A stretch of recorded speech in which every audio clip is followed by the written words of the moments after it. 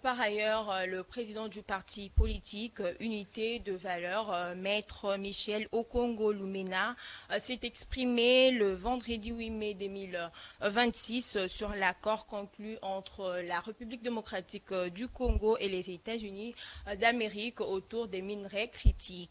Il a évoqué trois axes majeurs dans sa communication politique, notamment la souveraineté de la RDC, la question migratoire et une plainte annoncée contre le président rwandais Paul Kagame devant la Cour pénale internationale. Reportage Sylvie Ndaya et Freddy Takidi.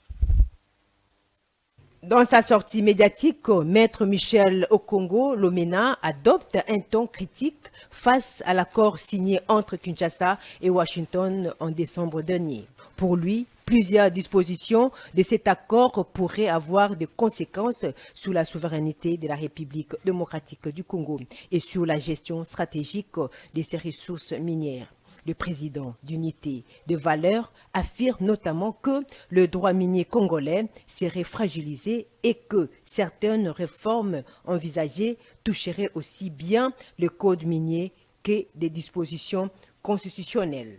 Il attire également l'attention sur la question de migrants qu'il qualifie plutôt de réfugiés, estimant que cette situation mérite une lecture juridique et humanitaire plus approfondie. Sur le plan judiciaire et sécuritaire, Michel Okongo annonce également une plainte à la CPI contre le président rwandais Paul Kagame pour crimes de guerre à l'est de la République démocratique du Congo.